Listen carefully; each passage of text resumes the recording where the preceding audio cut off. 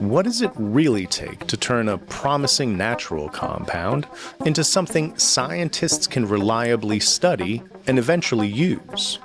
Welcome to From the Vault of the MonellCenter.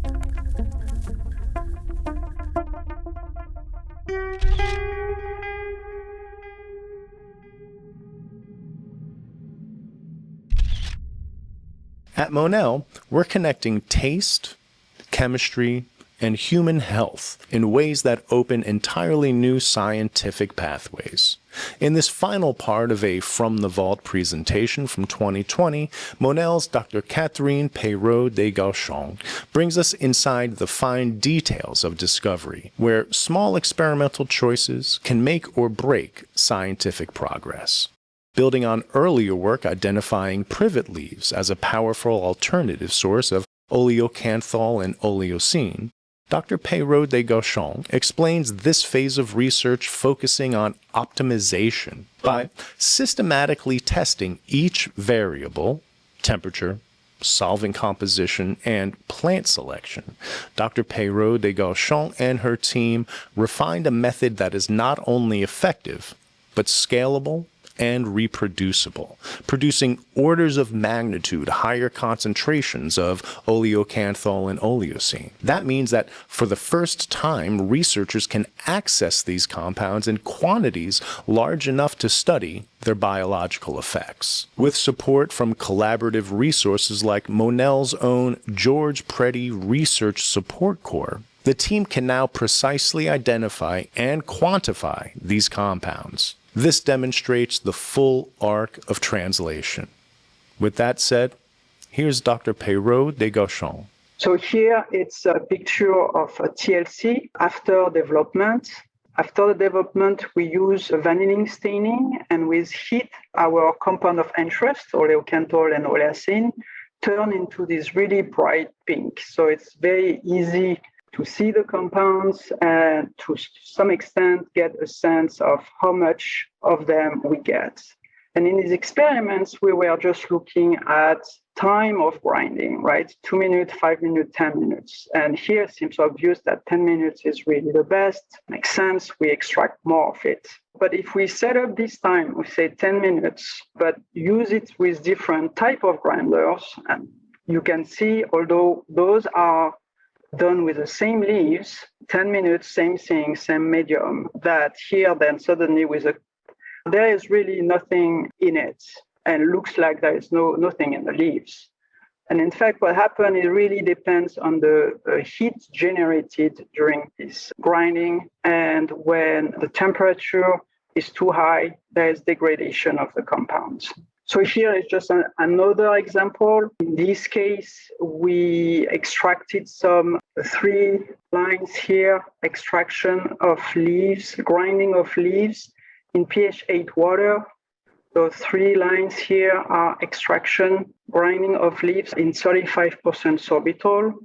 And you can see, just like looking at the filtrate, that something is going on, right? There's a lot of browning here, so a lot of enzymatic oxidation happening, while with a 35% sorbitol, there is inhibition of those enzymatic oxidation. And the result is that we lose the compounds here, and particularly while we keep it here. The other parameters in these experiments was the ratio between the aqueous phase and the solvent. And you can see that it also has some impact. So I'm not going to do every step like that. It was just to show you a few examples. The last one I want to show you is really to demonstrate that working with a privet is really an advantage. It's a small shrub. We can control quite well its growth, and it's much easier to do a meaningful leaf collection, to really choose the leaves. And here is just an example of leaves that we collected in October, so late in the season. Let's concentrate just on those 2 lines. Here, they come from the same plant, but here are the leaves from the top, so are the young leaves, and here are leaves from the bottom. And you can see that there is a big difference in terms of how much compound is there. So once we add the extract, for now we do isolation with preparative TLC. And here it's a picture under UV, and here you can see the band for oleocanthal. Here it's oleacein. We scrape the silica and then elute the compounds, and then in solvent. And then here you can see on these two pictures, pure extract that we got.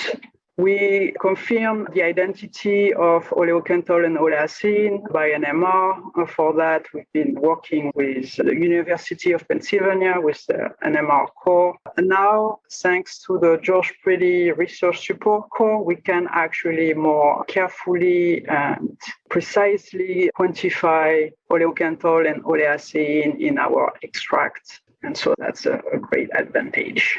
Now, how do we compare with the other method published, at least? Here are three examples of a recent publication, isolation procedure.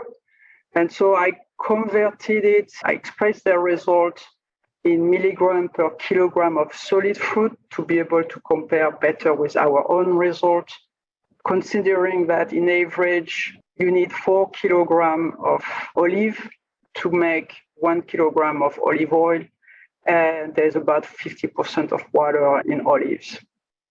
So the first method here, they obtain 10 milligram of oleocanthal per kilogram of solid fruits and 40 milligram of oleacein per kilogram of solid fruits.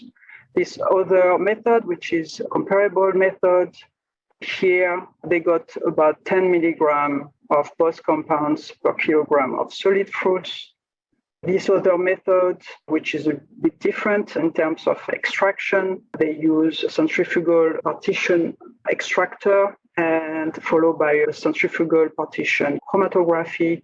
And here they get about 30 milligram of each compound.